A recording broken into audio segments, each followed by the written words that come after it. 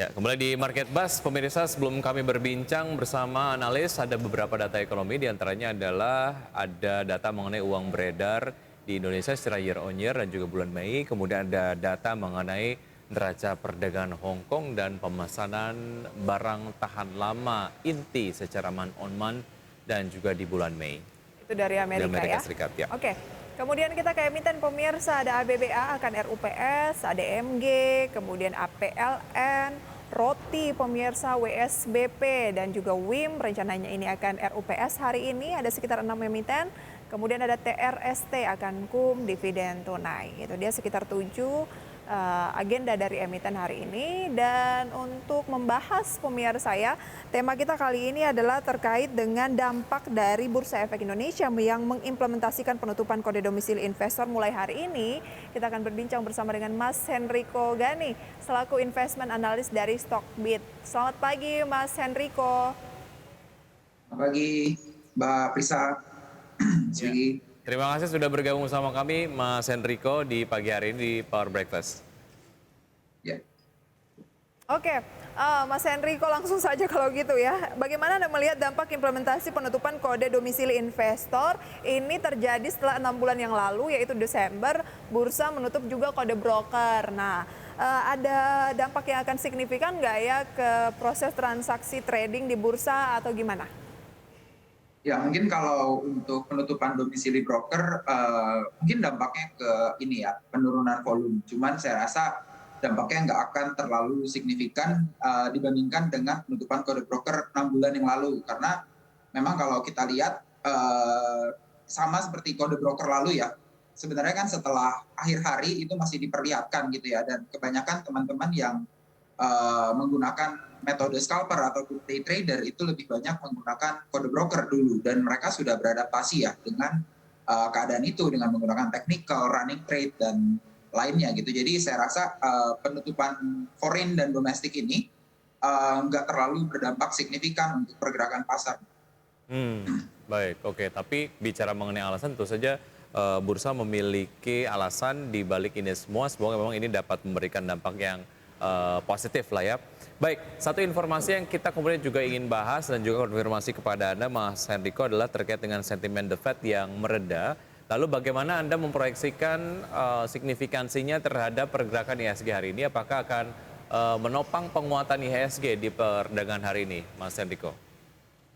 Iya, kalau kita melihat secara teknikal gitu ya Mas ya, IHSG ini juga masih ada dalam potensi penguatan gitu ya, walaupun memang secara tren jangka panjangnya masih berada di fase konsolidasi ya, jadi mereka membentuk symmetrical triangle gitu, jadi dan sekarang kebetulan masih mencoba untuk menembus resistennya gitu ya, dan ya ada potensi penguatan untuk IHSG hari ini.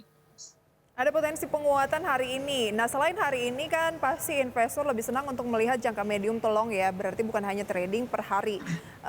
Anda melihat pergerakan dari IHSG ini apakah benar sudah berada di jalur untuk melanjutkan tren kenaikan, Mas Henrico? Ya, kalau untuk medium termnya saya rasa masih dalam fase konsolidasi ya Mbak ya.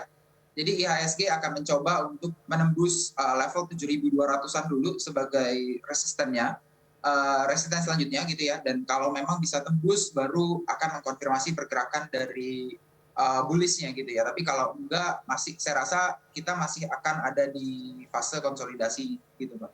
Oke, kalau belum ke 7.200 kita adalah di fase konsolidasi. Mas Henrico, kita di fase konsolidasi saat ini ya. Kalau memang Ya, belum betul, mampu Mbak. break di 7.200. Ya, betul. Kedengeran mungkin saya? Baik, ya Mas Henrico, alasan fundamental apa lagi yang kemudian menjadi bekal penguatan IHSG di pekan ini? Oke, kalau untuk pekan ini saya rasa masih ya Mas ya.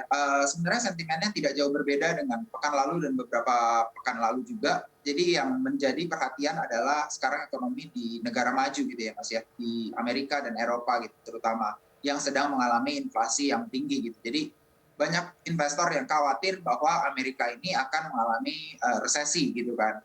Dan juga dengan teman-teman di Eropa gitu. Dan kalau ini terjadi, ya bukannya hal yang mustahil bahwa kita juga akan ikut dampaknya, itu yang dikhawatirkan oleh investor-investor gitu. Jadi masih melihat perkembangan dari dari Amerika dan Eropa gitu.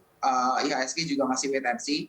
Tapi so far kan kalau kita melihat sebenarnya fundamental kita itu cukup kuat gitu, dan kita juga bisa melihat kalau IHSG kita itu penurunannya nggak sesignifikan yang ada di Dow Jones dan di Nasdaq dan kawan-kawan gitu. Jadi sebenarnya kita masih cukup optimis ya dengan jangka panjang dari IHSG, tapi untuk jangka pendek dan jangka menengah saya rasa kita masih akan wait and see dengan keadaan ekonomi global seperti itu. Oke, dengan keadaan ekonomi global, baik itu kenaikan suku bunga, kemudian isu resesi ekonomi Amerika Serikat, seperti itu ya Mas Henrico ya? Betul, Mbak. Oke, satu hal yang juga harus dicermati di pekan ini adalah pertemuan G7, di mana ini bertujuan untuk negara-negara G7 akan berkomitmen memberikan dukungan tidak terbatas kepada Ukraina bagi pertahanannya dan membebani harga minyak Rusia. Dan pagi hari ini minyak memang WTI gitu ya dibuka turun. Nah, apakah dengan pelemahan harga minyak ini juga akan memberikan sentimen negatif terhadap pembukaan market di awal pekan ini, khususnya IHSG dari sisi mungkin saham-saham yang erat kaitannya dengan minyak mentah? Ya, sebenarnya kalau kita melihat, walaupun terjadi penurunan hari ini, minyak itu cenderung bermain di level-level ini ya, gitu ya, antara 100 sampai 110 itu adalah range bermain dari crude oil ya, akhir-akhir ini seperti itu, Pak. Jadi sebenarnya penurunan ini saya rasa dampaknya juga belum terlalu signifikan. Apakah minyak akan turun terus ke bawah ataupun lanjut naik? Karena memang masih ada di range-nya gitu.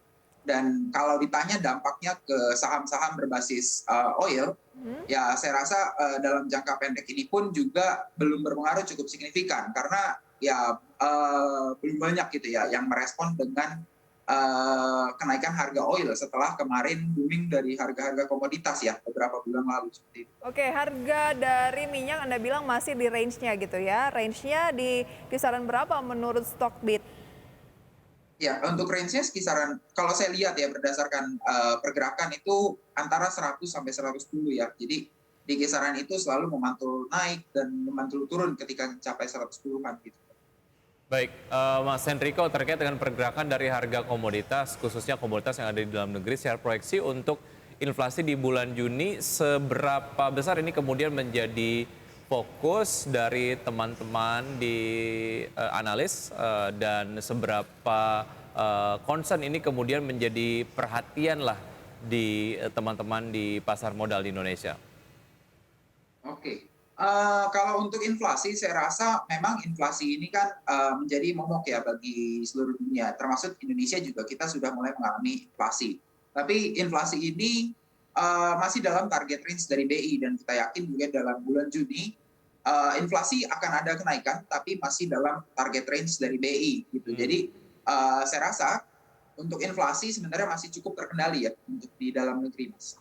Oke, dengan kondisi dari dalam negeri yang masih cukup terkendali, kemudian dari eksternal yang juga sentimen negatifnya sudah mulai agak reda, sektor yang layak dicermati Mas Henrico untuk pekan ini lebih ke sektor apa? Saya rasa untuk saat ini sektor yang paling diminati oleh investor adalah dari sektor consumer ya, Mbak ya. Karena cenderung defensif di tengah keadaan wait and see ini, sektor defensif dan pemulihan ekonomi juga gitu ya. Sektor defensif tuh lebih diminati sih saat ini untuk investor. Oke, nanti akan kita bahas lebih jauh mengenai sektor consumer ini. Mas Henrico, kita jeda dulu ya, Wiki ya. Betul sekali, usaha jeda berikut kami akan segera kembali tetap di Power Breakfast.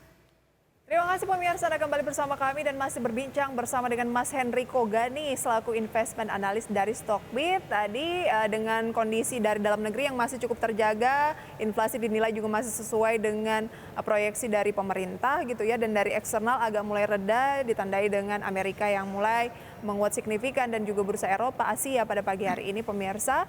Dan minyak juga meskipun ada pertemuan G7 yang dinilai akan membuat harga minyak tertekan, tapi minyak masih di range harga sesuai dengan target dari sejumlah analis. Betul. Maka direkomendasikan untuk wait and see dan menyimak saham-saham yang defensif, yaitu consumer kata Mas Henrico. Nah, consumer ini kan ada banyak sekali jenisnya. Consumer yang seperti apa? Ya, Kalau kita ngomong consumer, biasanya kan dibagi dua ya, jadi consumer staples dan discretionary gitu. Dan saya rasa dengan pemulihan ekonomi saat ini dan juga dengan kondisi saat ini, consumer staples lebih diuntungkan gitu ya, karena ya penjualan mereka yang cenderung memang dibutuhkan setiap saat gitu ya, seperti makanan, minuman gitu kan. Dibandingkan dengan rokok yang dari discretionary gitu ya. Dan juga seiring dengan pemulihan aktivitas masyarakat gitu, pemulihan ekonomi, terjadi juga kenaikan dari minat masyarakat untuk belanja gitu.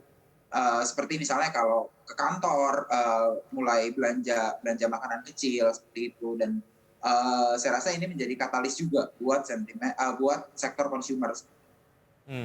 Oke, ya ini menjadi satu sektor yang juga sering sekali direkomendasikan oleh banyak pihak begitu ya. Selain konsumer, sektor mana lagi yang dirasa menarik juga, Mas Henrico? Ya, kalau untuk saat ini yang banyak diminati sebenarnya dari sektor consumer ya Mas ya. Sektor Oke. lain cenderung sideways ataupun memang sedang mengalami downtrend. Baik, namanya saja defensif, sektor consumer defensif, artinya nggak naik signifikan, nggak turun signifikan gitu ya, di tengah-tengah aja. Em, Apakah memang itu menarik untuk sebagai strategi saat ini, mengingat masih banyak saham-saham yang kayak pembukaan perdagangan pagi hari ini aja di tengah kenaikan indeks harga saham gabungan tuh geliatnya signifikan gitu, misalnya Buka, Goto, kemudian mungkin saham rokok HMSP, Era Jaya, dan lain sebagainya. Bagaimana tanggapan Anda, Mas Henrico? Kenapa kita bermain aman ketika ada yang memang kenaikannya cukup signifikan gitu? Ya, jadi sebenarnya ini tergantung dengan strategi investornya Mbak ya. Setiap hari pasti akan ada saham yang naik maupun saham yang turun gitu kan dari sektor manapun. Oke. Dengan kondisi saat ini gitu ya, ketika kita ingin bermain let's say aman dan juga in medium term gitu ya. Sebenarnya sektor consumer ini menjadi sektor yang bisa dilirik gitu, karena kalau kita lihat sektor ini yang sebenarnya banyak menopang IHSG dikarenakan satu kenaikannya dan juga bobot dalam IHSG cukup besar seperti itu. Tapi kalau kita melihat let's say untuk jangka yang sangat panjang, beberapa sektor juga menarik seperti sektor finance, sektor komoditas gitu ya, itu masih memiliki potensi ke depannya. Dan juga kalau kita melihat jangka pendek, saya rasa let's say trading 1-2 hari, saya rasa kita lebih fokus ke sahamnya gitu Mbak dibandingkan Oke, dengan sektor. emitennya apa Mas Henrico? Misalnya 1-2 emiten dari consumer yang layak dicermati, saham apa? Ya kalau consumer saya rasa banyak sih Mbak ya. Contohnya ada saham-saham yang terkait pemulihan ekonomi lah, let's say. Seperti Mayora, Ultra Jaya, terus begitu juga ada Cimori, ada juga Indofood gitu ya. Oh, Kemudian benar-benar consumer good ya? ya consumer goods yang memang ketika kita keluar dari rumah dengan pemulihan ekonomi ini, masyarakat akan mengkonsumsi lebih banyak gitu. Oke, strateginya langsung buy atau bagaimana, dan di hold-nya tuh berapa lama?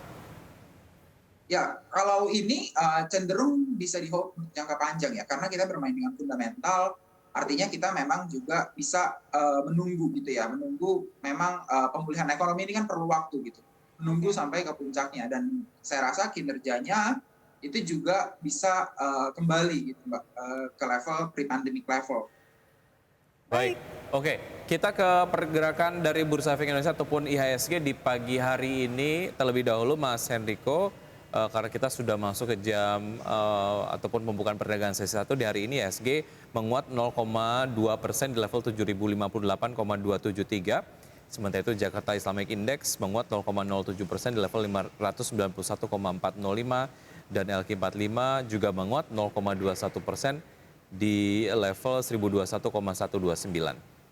Oke, itu dia ya data dari pembukaan perdagangan pada pagi hari ini pemirsa. Kemudian kita akan melihat deretan dari saham top gainers adalah BBCA yang menguat 0,33% di 7.500.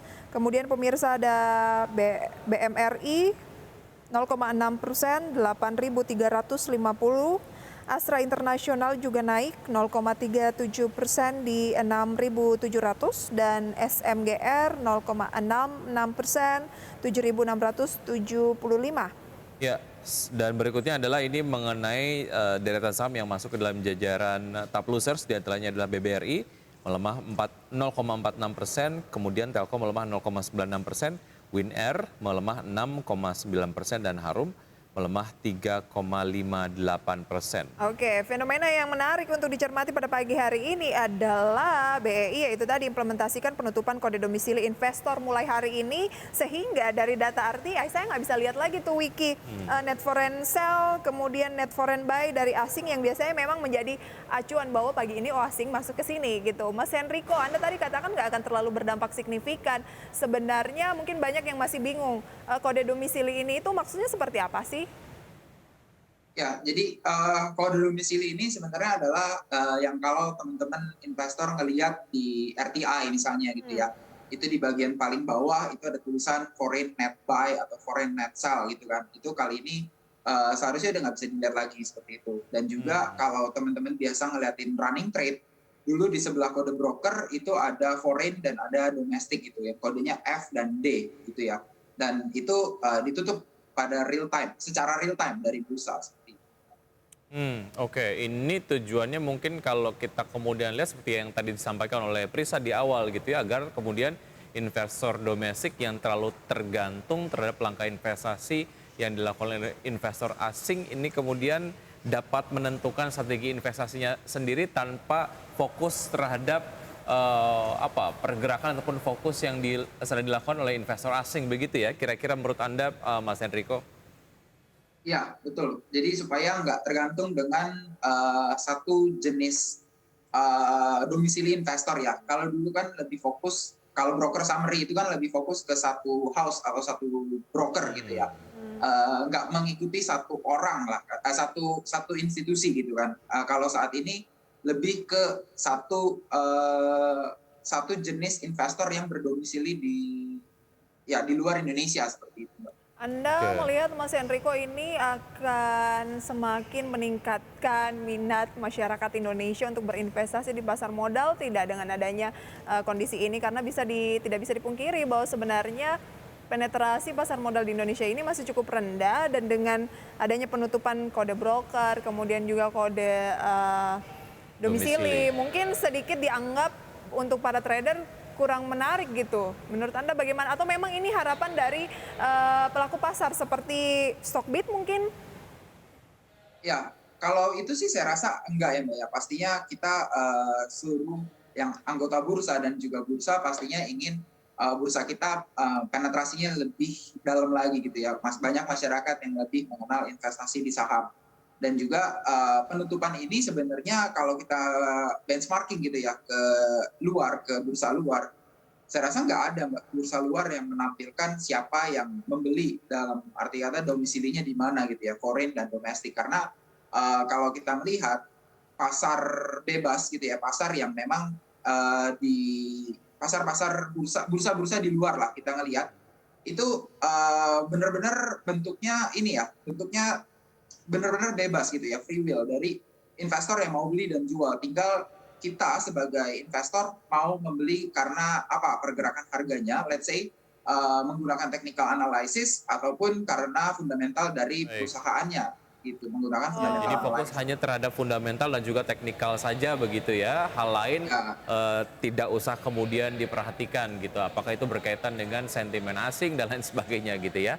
Jadi nggak ikut-ikutan gitu kan ya Mas ya. Dan mungkin orang kalau mau bertransaksi jadinya lebih bisa meriset terlebih dahulu gitu ya, tidak hanya mempercayai apa yang asing beli, apa yang asing jual, begitu ya Mas Henrico? Diperlukan sebuah penyesuaian terhadap kebiasaan baru ini nampaknya yang harus dilakukan oleh investor di dalam negeri. Mas Henrico, terima kasih banyak ya untuk sharingnya pada pagi hari ini, semoga bisa menjadi referensi untuk sobat investor di rumah. Ya, terima kasih Mas Henrico. Sehat selalu, sampai jumpa. Oke pemirsa, demikian ya Market Buzz edisi kali ini. Semoga bisa menjadi pencerahan dan jangan beranjak dari Power Breakfast karena kita masih ada segmen Create Up. Hari ini mau bahas apa, Wiki? Hari ini kita akan membahas mengenai sebuah platform startup yang membuat kegiatan apoteker ataupun mungkin kegiatan farmasi menjadi terdigitalisasi saja. Dan berikut kita akan lanjutkan untuk Anda, tetap bersama kami di Power Breakfast.